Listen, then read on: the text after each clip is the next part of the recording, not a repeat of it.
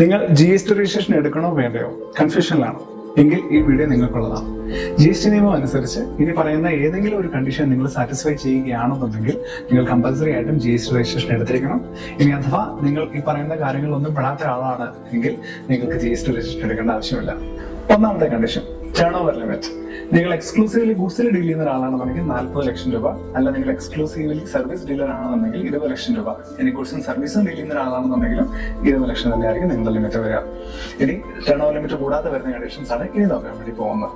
അതിൽ ഒന്നാമത്തെ കണ്ടീഷൻ, നിങ്ങൾ ഒരു ഇന്റർസ്റ്റേറ്റ് സപ്ലൈ അല്ലെങ്കിൽ എക്സ്പോർട്ട് ബിസിനസ് ചെയ്യുന്ന ഒരാളാണെന്നുണ്ടെങ്കിൽ, അല്ല നിങ്ങളൊരു ഏജൻസി ബിസിനസ് ആണ് ചെയ്യുന്നതെങ്കിൽ, ഇനി നിങ്ങളൊരു നോൺ റെസിഡന്റ് ആയിട്ട് ഇന്ത്യയിലേക്ക് ഗുഡ്സ് സർവീസ് സപ്ലൈ ചെയ്യുന്ന ഒരു ബിസിനസ് ആണെങ്കിൽ, 4 നിങ്ങളൊരു റിവേഴ്സ് ചാർജ് മെക്കാനിസം വഴി GST അടയ്ക്കാൻ ലയബിലിറ്റി വരുന്ന ഒരാളാണെന്നുണ്ടെങ്കിൽ GST രജിസ്ട്രേഷൻ വരും.